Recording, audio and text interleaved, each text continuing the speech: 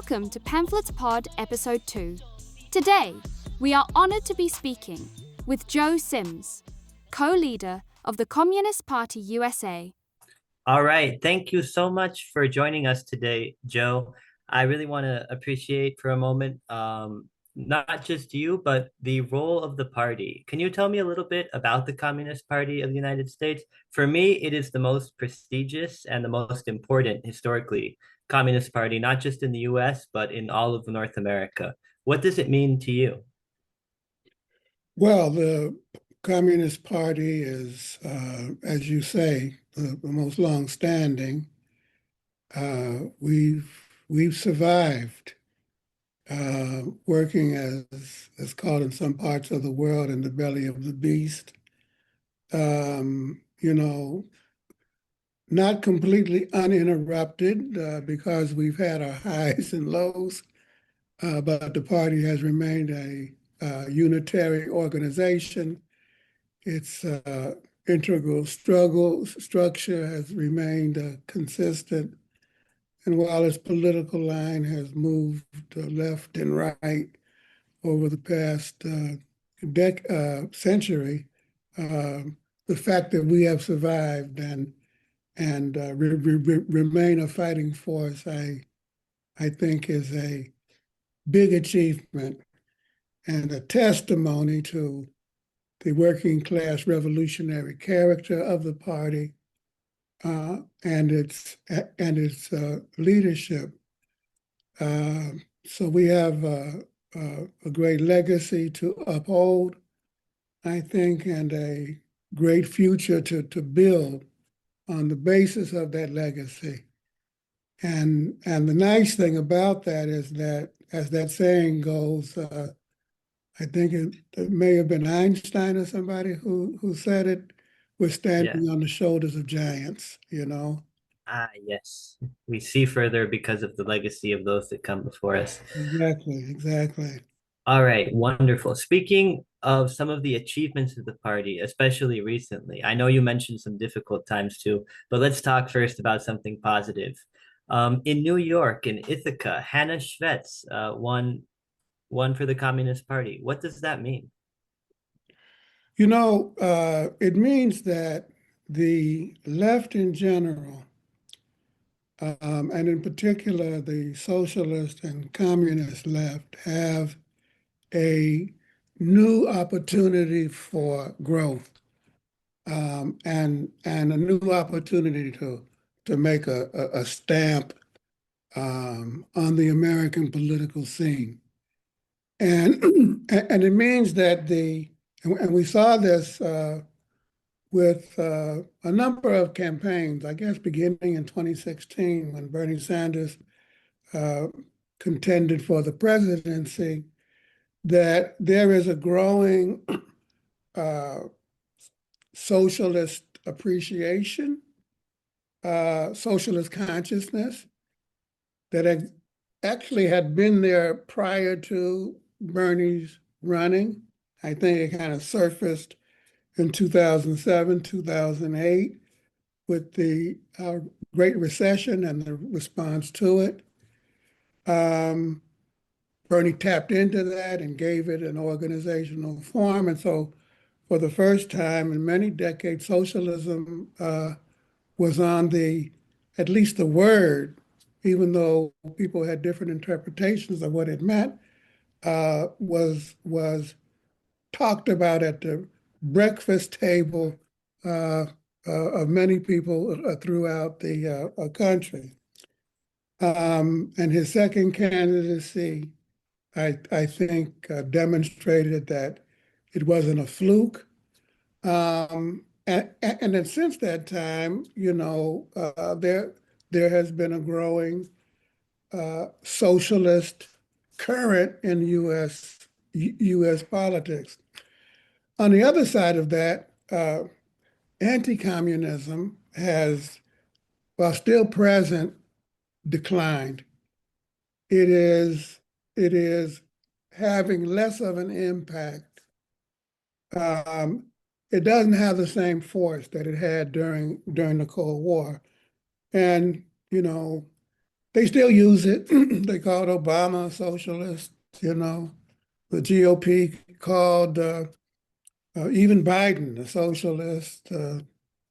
Trump red-baited Kamala Harris, calling her comrade Kamala, He and that said kind she of was a communist, fascist, Marxist. communist, fascist, Threw it Marxist. all out there. And then, of course, she turned around and called him a communist. And I was like, Of what? course. What do you, where'd you get that from? In any event, so, and I've been arguing in the party and for the last several years that we need to run candidates, and we hadn't for many years since the 80s in a systematic way, though different individuals had run for office. We needed to develop a organized and concerted approach to fielding candidates as part of an overall political strategy. All And right. and now I we've begun to do that, and now some of our comrades are getting elected. elected. You get to see the fruits of this decision. I'd like to ask you a little bit about that, though, because I'm interested to know why the decision previously not to participate in these races, and then what changed to lead the party into this decision.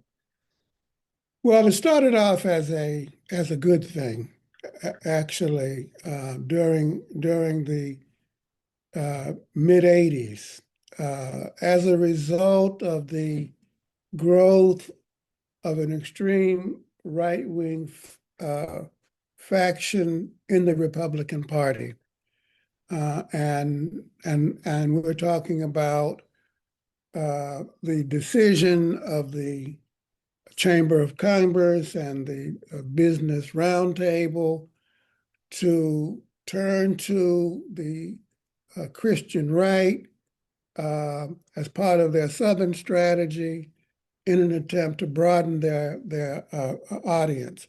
And so you had the creation of the moral majority and with Jerry Falwell and that a group of people.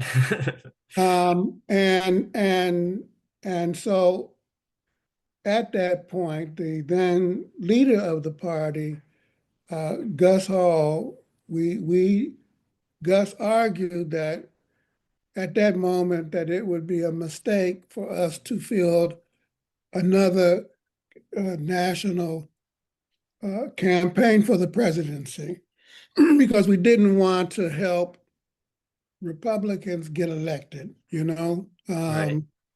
and and and so that was at that moment was perceived to be a temporary tactical decision uh, to address what was happening at that time. However, because of the confluence of a number of different events, it turned out to be a rather permanent position of the party that lasted a few decades. And those events were the collapse of what we called really existing socialism in the Soviet Union and Eastern Europe, which precipitated a major ideological crisis, not only here in the United States and in our party, but in the world communist movement. And the reaction to it, because after that happened, there was a search in the international communist movement to redefine ourselves in the new period.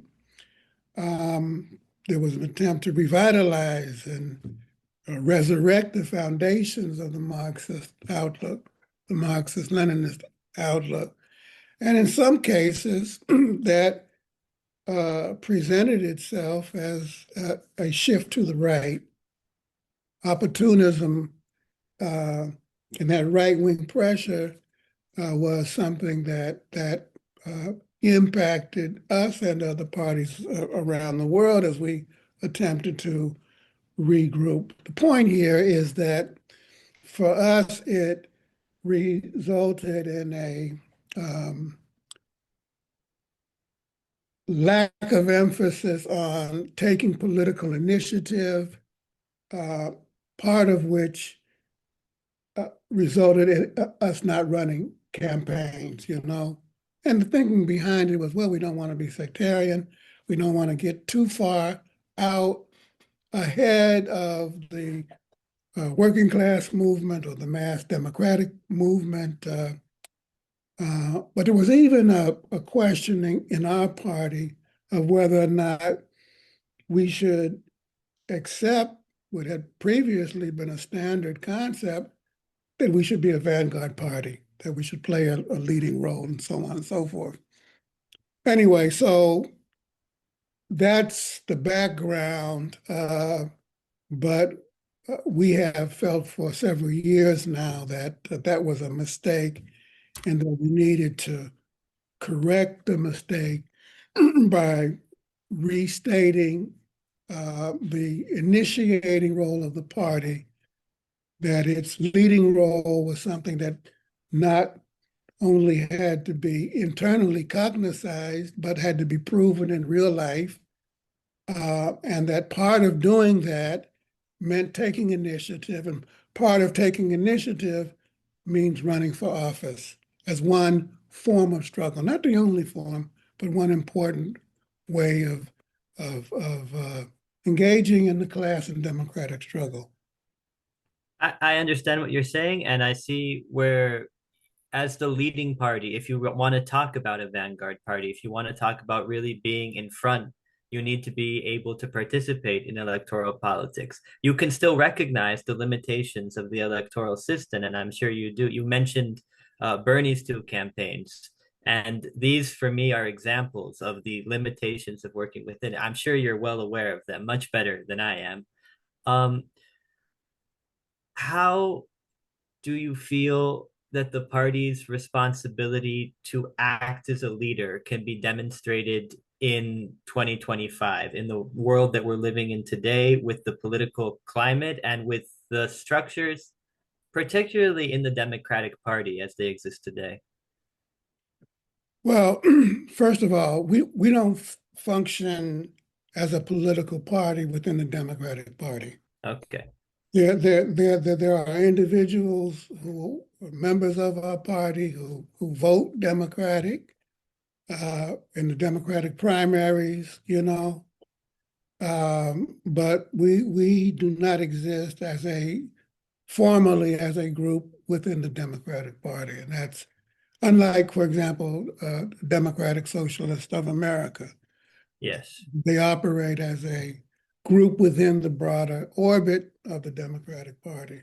We're a separate political organization with our own platform and program and so on and so forth.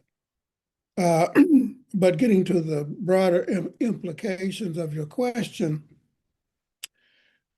the main challenge that we face, you know, is that the country, under the leadership of the MAGA right, is, in our opinion, on a trajectory that is leading, if not reversed, in the direction of a dictatorship, you know?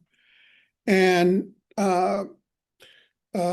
and that now that they are in power, they're doing everything as quickly as they can to consolidate that.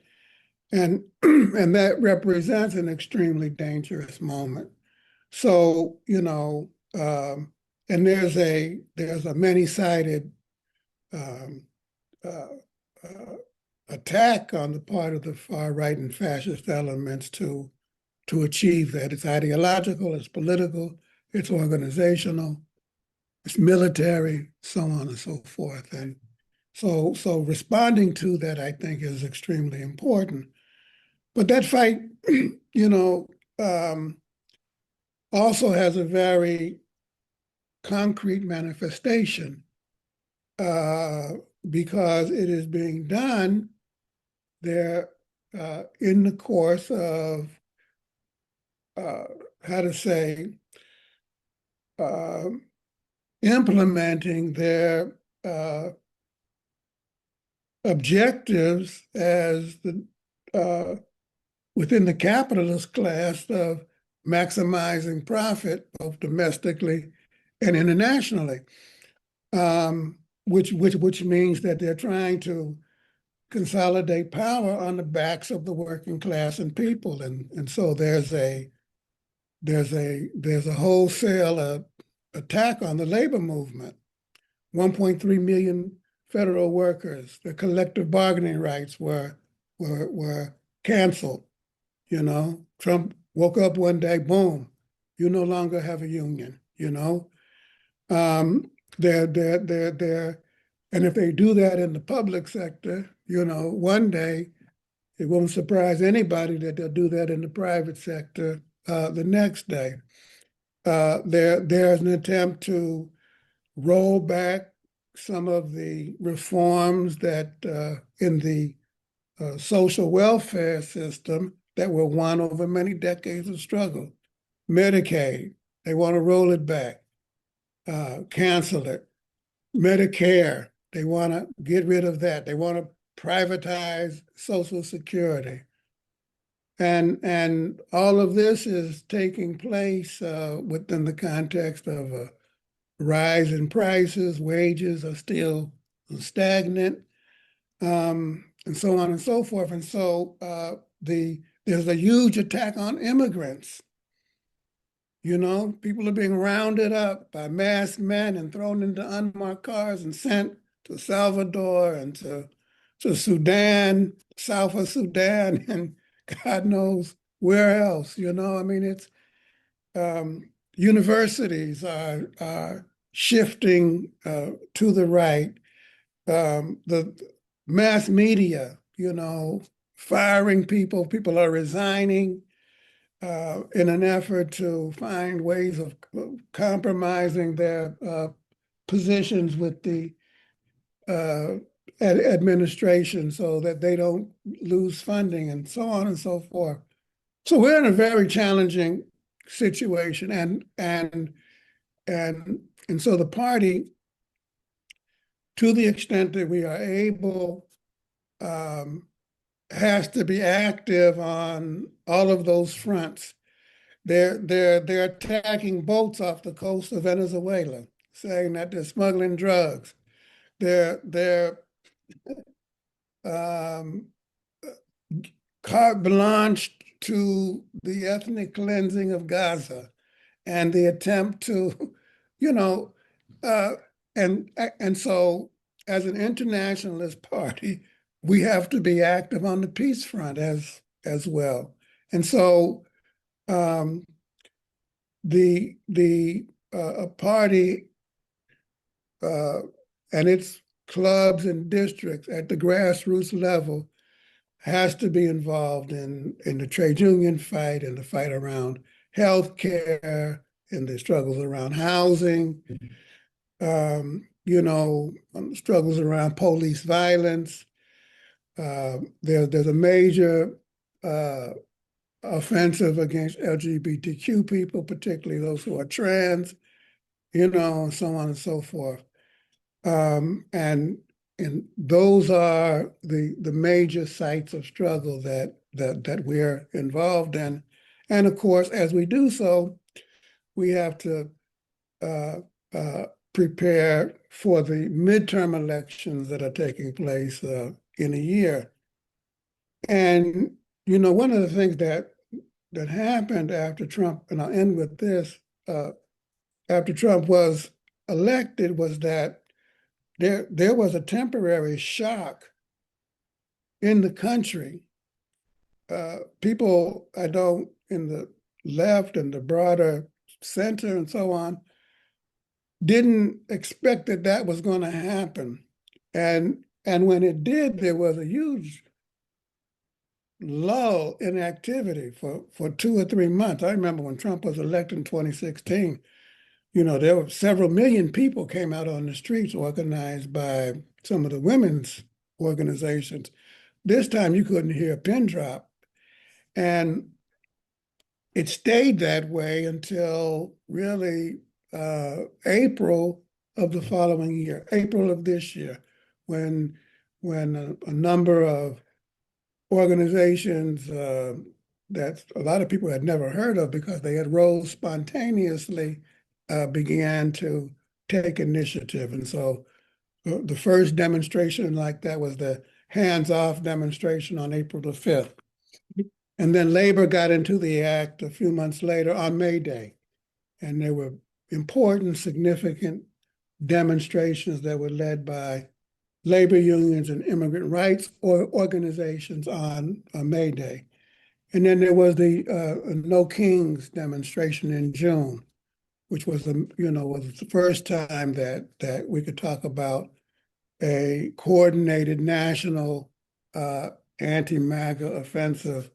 And then again, the No Kings demonstration in October, followed by the election.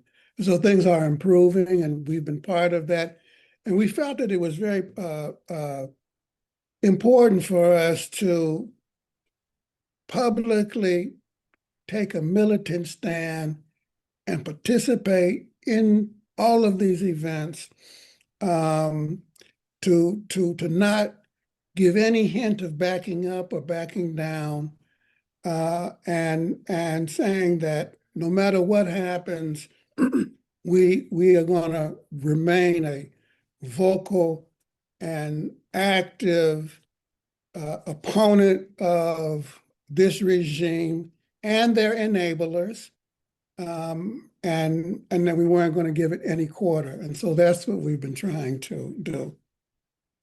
All right. I want to thank you, first of all, because it's so refreshing to hear the leader of a political party condemn the genocide in Gaza in this country. It is something that is never done by the leadership demonstrator, the lack of leadership that we have in Washington. And I want to talk to you. I've heard some rumors. I don't know if you can tell me if this is true. Are you going to be running for office in New York in 2026? I intend to. Wonderful. We're talking with the comrades in New York, where we're studying the possibilities about where and how. We've been having some meetings. We haven't decided which race yet, but we're actively looking into it. All right. Well, I want to wish you the best of luck with that. And if you would like, we're going to move on to, we have here the one word name game. So in this, the interviewer will be saying a name, and then you will respond with one word about this figure. So it's just the first word that comes into your mind. I It's a selection of historical and contemporary figures. Not all of them, seen in a positive light by most people or by most decent people, but most of them important historical leftist figures or contemporary figures. So if you're ready, I'll get started with this segment. Sure, let's play. W.E.B. Du Bois. Genius. All right. Claudia de la Cruz. Candidate. Okay, okay. What about Fred Hampton? Hero. Okay, martyr here. What a guy. Angela Davis. Angela Warrior. Warrior, I like that. All right. Xi Jinping. Staunch. Staunch, nice. Innovator. Okay. Lula. Worker. Worker, bus driver. What about Alan Dershowitz? Opportunist. Oof. AOC. Heroine. Heroin, Fighter. wonderful. Bernie Sanders. Socialist. Okay, okay. Karl Marx. Gravedigger. Okay, okay. I see where you're going with that one. Deng Xiaoping. Innovator. Okay. So for Marx, you're talking about the gravedigger of capitalism, no? Gravedigger of capitalism. Okay, just to make it clear, because it sounds a little scary, the graves and the cemetery. Scary to the bourgeoisie. No. Good, good. All right, we're going to go into our final segment of questions. These are a little bit more open, a little bit more theoretical even. So it's looking a little bit more at the international question, but we're starting off here asking you, what is the Communist Party of the United States line on the U.S. national question? Who are the people of the United States, and what does it mean to be an American? It's a good question because we live in a evolving multinational state, um, and in which there are several national questions. There's the African American national question, the Mexican American, Puerto Rican, and several different Latino nationalities. There are people from 8 different Asian countries, Middle East, Native American, and so on and so forth. Uh, and this multinational state is in the and a multinational people is being formed within the crucible of a imperialist system, which is in the process of decline, attempting to maintain its rate of profit, and within what we call a racist and sexist or gender-based social division of labor, that is used to maintain the rate of profit that emerged on the back of the genocide against indigenous peoples, emerged on the back of the slave system, and so on and so forth, and it has left a indelible stamp on the political economy and the political structure of these United States, and so we live in a system in which there's institutionalized racism, in housing and healthcare and the criminal and justice system. There's institutionalized discrimination against women and so on and so forth. And so given that and given the fact that we have a multiracial and multinational and gender diverse working class, uh, and given the fact that the working class must be united in order to challenge capital effectively, we feel that it is imperative as a matter of principle to take up and address the special forms of discrimination and oppression that are visited upon different sections of the class. You know, um, some people call that identity politics. We call it Leninism, because Lenin and our tradition in the Marxist movement always understood that the fight for the rights of people who are oppressed by imperialism, for their self-determination, for their ability to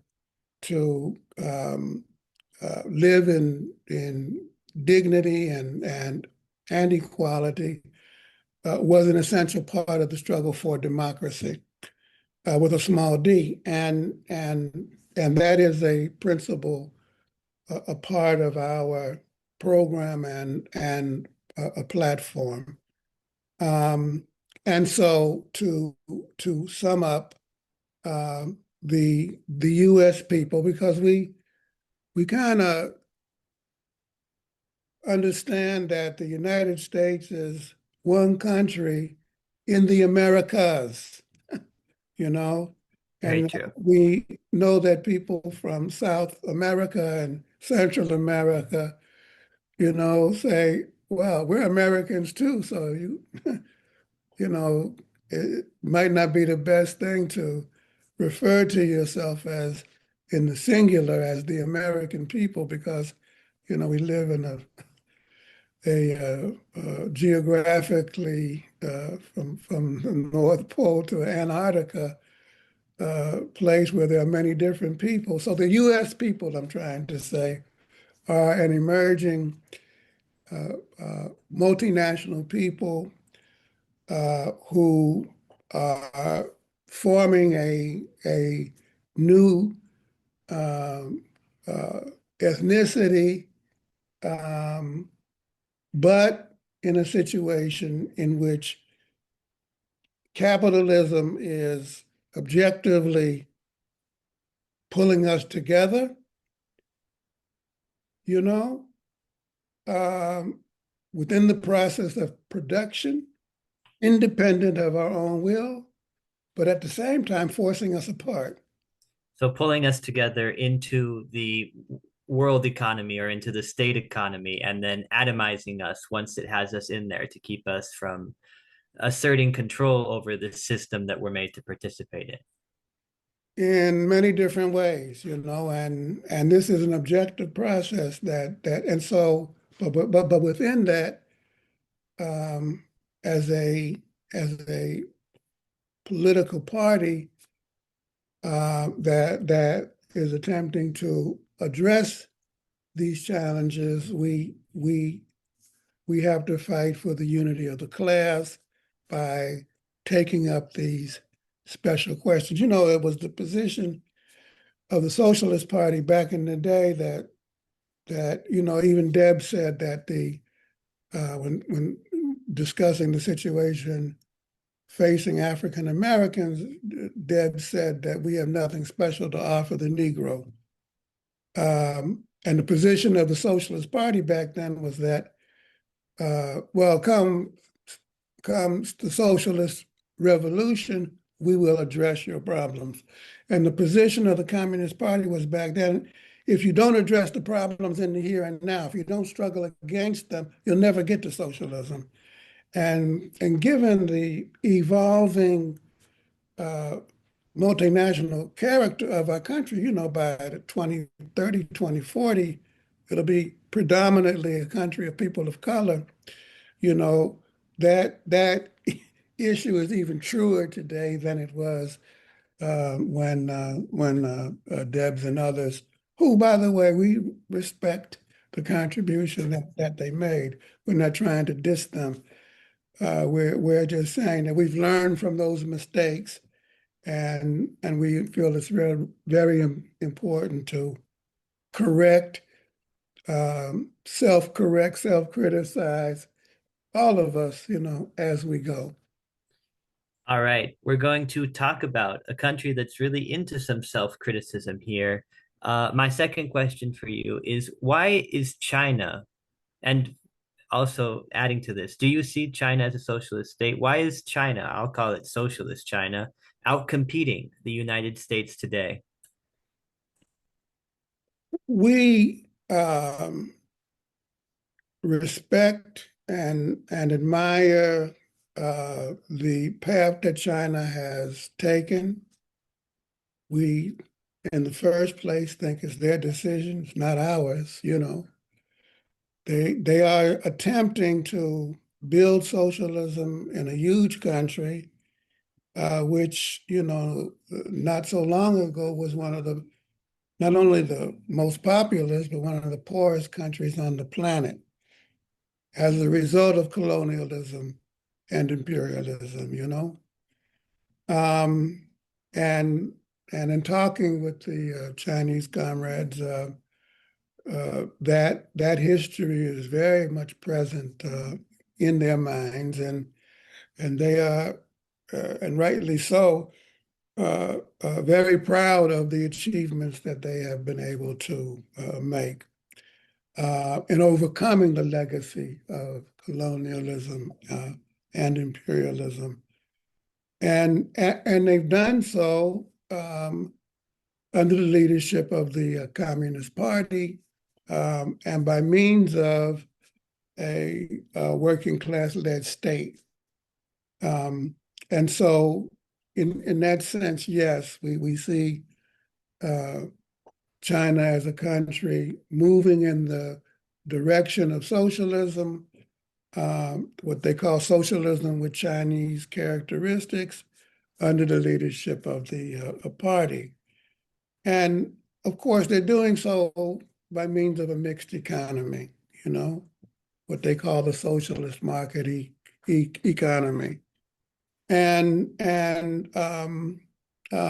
I think that even in that respect, that the major sections of the economy, even though it's mixed, remain in public hands. But it's a mixed economy, which means that there are capitalist and socialist forms. We don't have any illusions about that.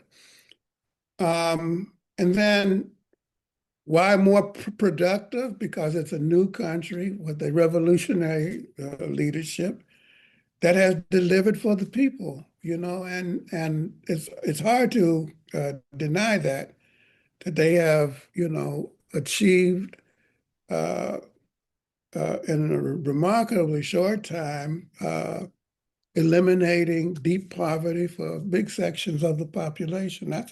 That's a major thing. So, do they have challenges? Are they big ones? Of course, but it seems to us that they're well on the way. All right, thank you very much. And to me, something striking about China is you talked about the injustice system in the United States. And I'm not saying that China has a perfect concept of justice, but there is definitely consequences for the crimes of the billionaire class in China that simply don't take place in our society. Moving on from this, the question I'd like to follow with is what are the tasks of your party, of our party, of the Communist Party in the United States today? Well, again, the major issue before us is defeating the MAGA right, and that we have felt for many years that it now controls all three branches of government.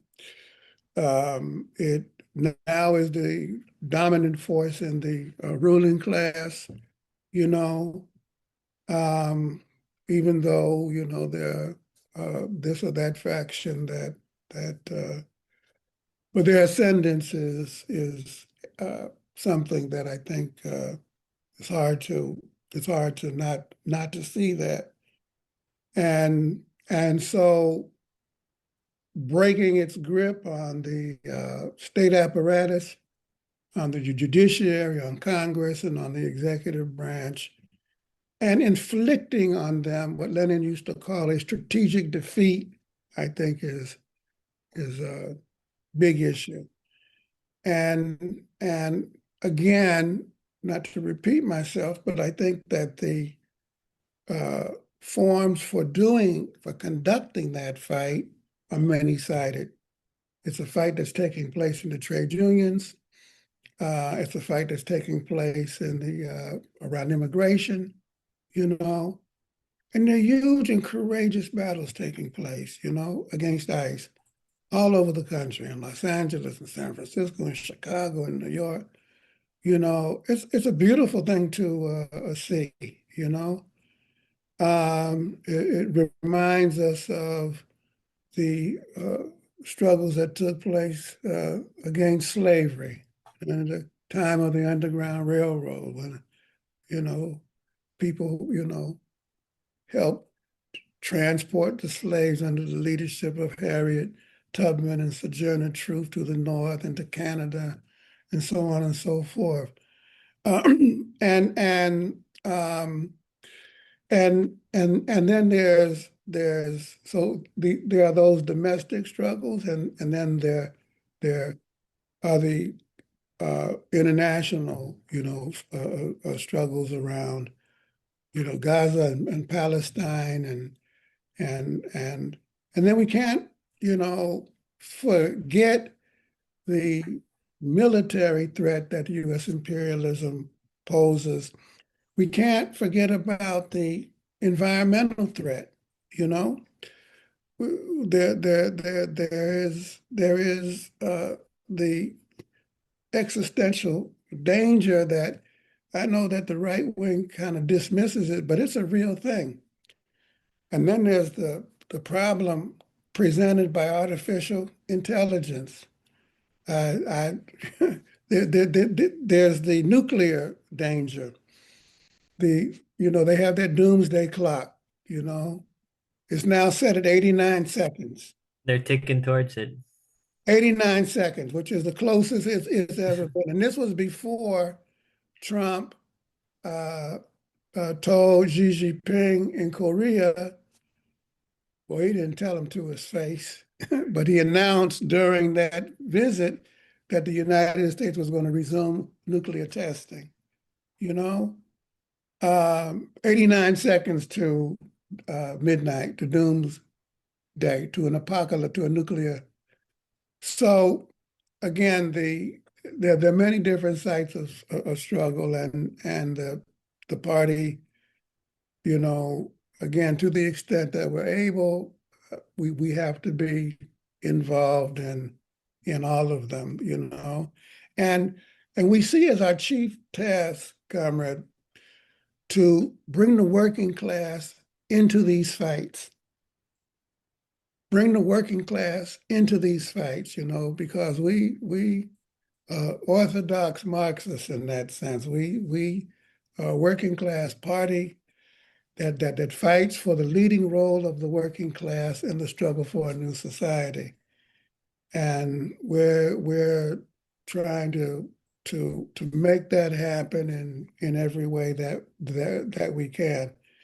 And the first order of business in that regard is to fight against the attempt of the administration to break the back of the trade union movement. And we got a National Labor Relations Board that doesn't meet, it doesn't have a quorum now, you know? And so union organizing, you know, elections, all of that's off the table. It's a very serious situation.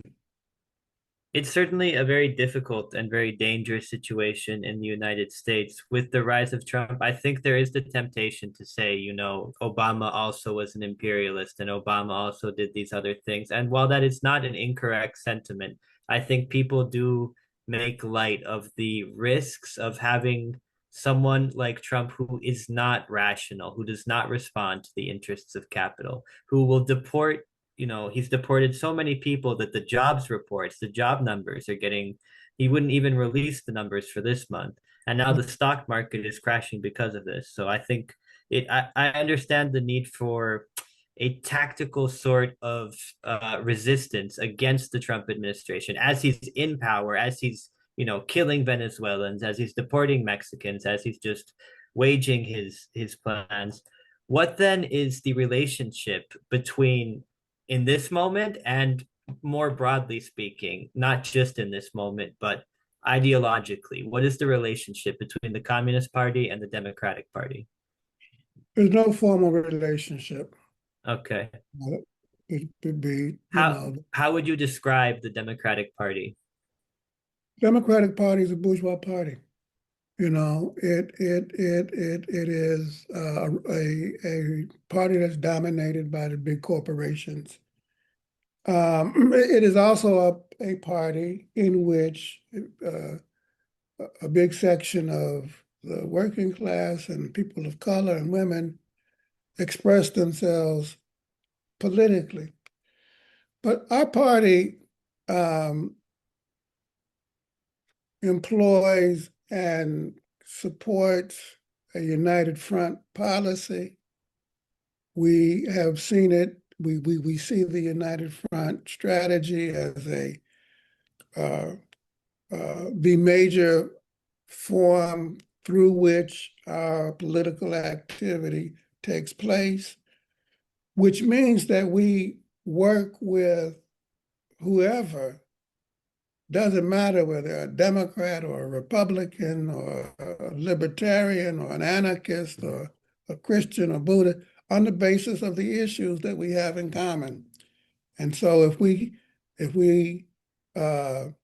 agree to fight around the peace issue, we'll deal with that. If it's around the issue of the environment, doesn't matter what organization or affiliation that you have.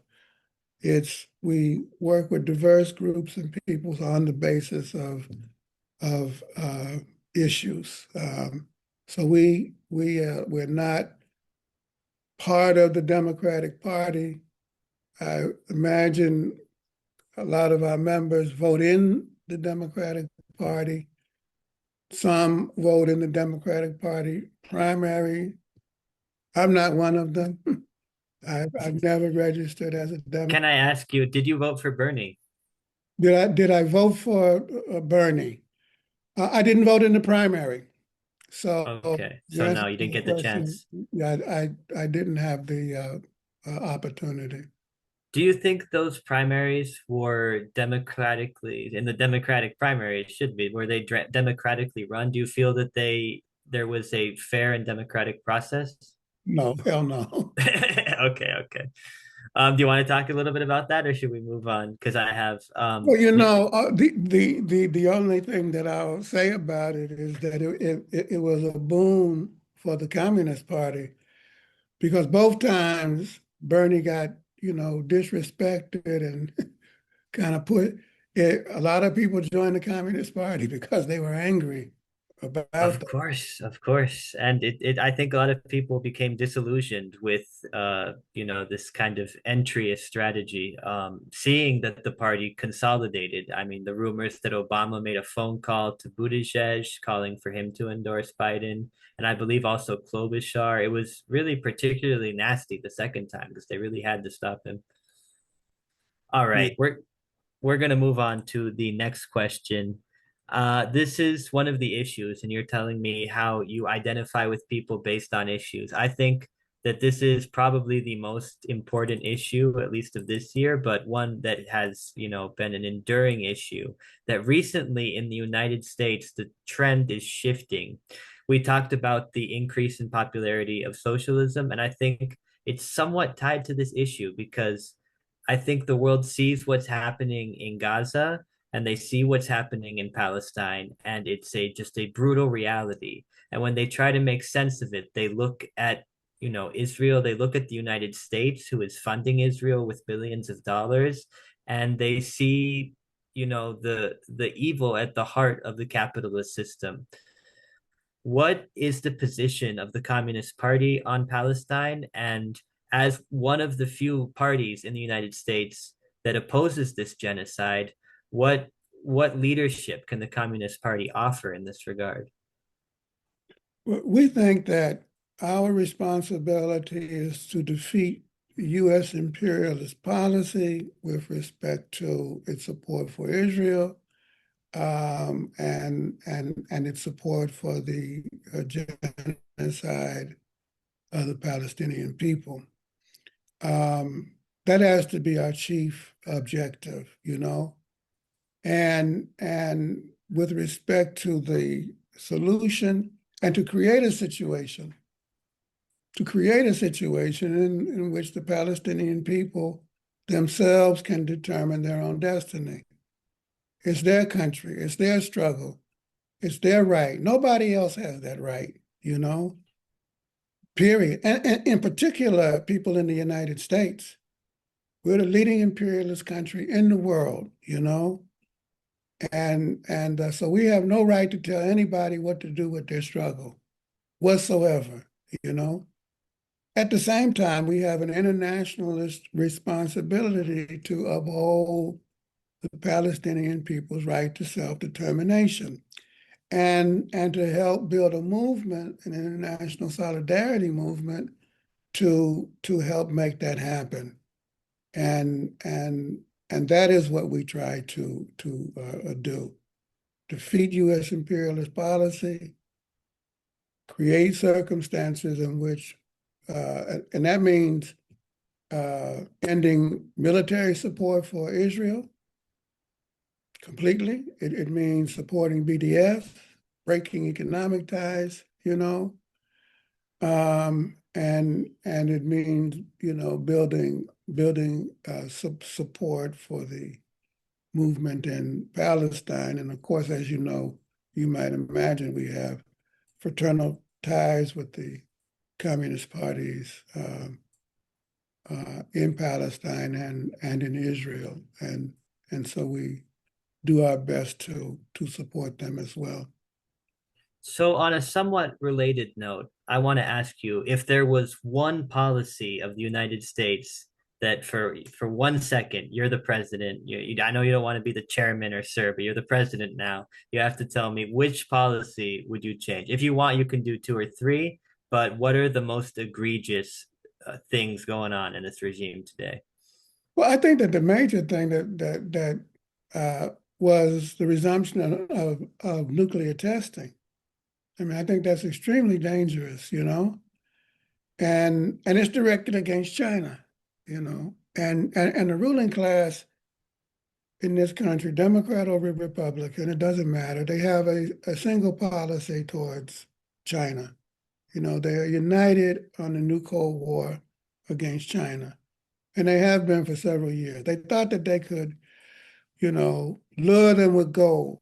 They thought that they would send businesses there and that by means of corruption and so on and so forth, they would be able to move China away from the socialist path. They realized that that's failed. And so now the policy is confrontation, in whatever form that would take. So to me, that would be the first thing that I would do: cancel nuclear testing, and if I had the power to do that, I would the next thing that I would do would be to dismantle the U.S. Nuclear arsenal. You can do it because a nuclear war is unthinkable. Would you bring the troops home? Would you bring all the U.S. troops back home? Oh, absolutely. You know, uh, Wonderful. we have what 130 bases around the country. No, there's no reason for that. China has no bases. No, I mean, this is and the whole point is to maintain U.S. economic supremacy, hegemony on the planet. That's true. That's true. It's all about power. It's all about money. And turning into this topic about this new Cold War and about China as an emergent power, and I think people are really in the United States much slower, but the world has been noticing the capabilities of the Chinese state in things like climate change. Their emissions have already peaked. And I think a lot of the developing world looks at China not as, the regime that we're told it is, but as a developmental model, and maybe they feel a bit uneasy about the communist leadership, or maybe they don't, but at least they see the results of the socialist system, and they have an understanding that there is a challenge to capitalist hegemony again. How do we, or how do communists in the United States oppose a new Cold War and defend China from, ironically, our own country? I think that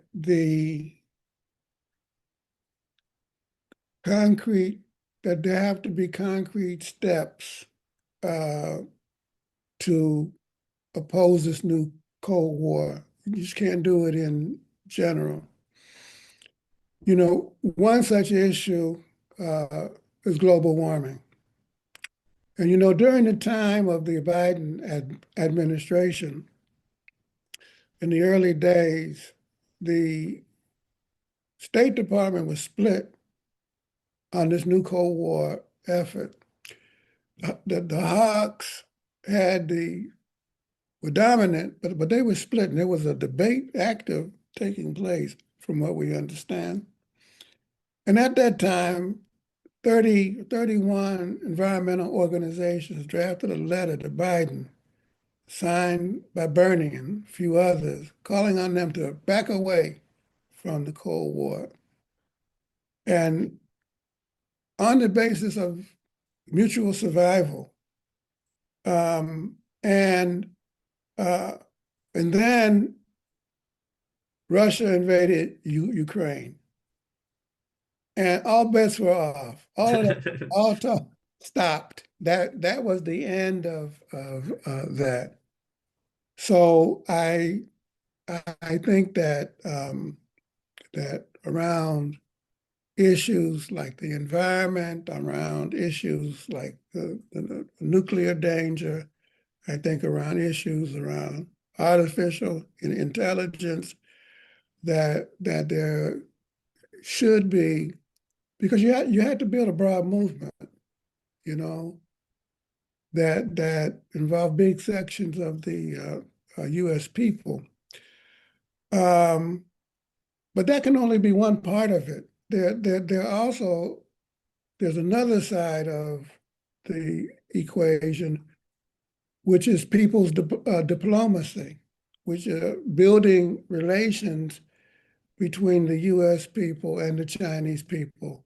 You know, they're like sister city programs Right. and sports exchanges and cultural exchanges and so on and so forth. You know, China is making such a huge contribution to human civilization.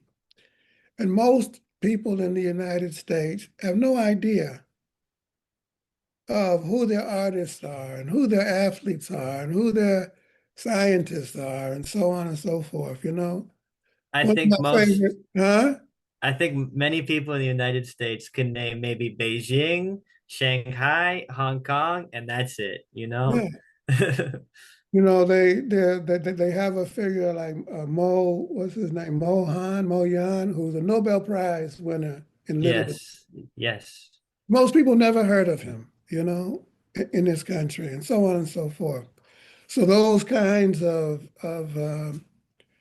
you know, increasing the awareness of our people with about you know the unique contributions that the people of China are making to world to Chinese civilization and to world civilization are really important. But all of this within the context of taking concrete steps around building relationships um, uh, that we, you know, the Chinese leadership likes to say we have a shared future. You know, that we need to promote, what do they call it, win-win solutions. And They're so nice. They're so kind. They're so, in their language at least, when they talk about the joint development of humanity and they have these noble goals.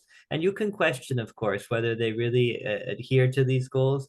But in their actions, I don't think that there's a lot of contradiction to what they're saying. And it's such a stark contrast to the United States, which has, as you said, Donald Trump, who goes outside the meeting with Xi Jinping and makes a stupid joke. And you know, he's a very he's a show business guy. All right, moving on to talk about some other world leaders. I want to ask you, and you were talking about the American continent, and I have a somewhat Latin American audience. So I'd like to know, looking towards Latin America specifically and the world generally, who are three of your favorite national leaders? well, if you start with Latin America, the first person that I would name would be what's her name? Camila Vallejo, who was a leader of the communist youth in Chile, Okay, the student movement. And I think she's the spokesperson for the Chilean president. We admire her very much. And then if I could move across the Atlantic to the coast of southern South Africa, I would name the leader of the South African Communist Party. His name is Sale Mapila. okay, Sale, I would say. And then I would shoot back over to the United States and I would name Tommy Smith. Tommy Smith is one of two people who was a athlete, a runner who uh, held up his fist at the 1968 Olympics in Mexico City. okay. He and Juan Carlos, and they were vilified and hounded. And I had met Tommy Smith when I was in college. He was the track coach, and he was later fired. And he this was like around 1976, 77, and they were shooting into his windows. This was 7, 8 years later. They were throwing dead dogs and cats into his yard. And, Terrible. that's the terror. So he and Muhammad Ali and others are some of my heroes. So Camila, Sally, and Tommy Smith. Those would be my three. All right, thank you so much. Because you mentioned Camila, I want to ask you if you've heard about the Chilean presidential election that's coming up. Because Yes, of it, course. tell me about it. Tell me about it. Well, the woman, I forget her name, is the candidate. Yanet Yara. Would you Yada. support Yanet Yara? Oh, of course I would, Wonderful. without thinking about it twice. She has my vote. All right. Well, I want to thank you so much, Joe, for your time, for all of your wisdom, for sharing with us all of your knowledge, your experience, and for your patience in general. So I want to wish you a really wonderful day and good luck with your electoral campaign in the future. And we'll be here to report on it if you want to talk to us about it again. Thank you so much, Joe. Thank you. Thank you very much for the opportunity, and best wishes to you and your comrades and to your listeners. Take All care. right. It's really a pleasure. Take care. I'll see you later. Bye-bye. Goodbye.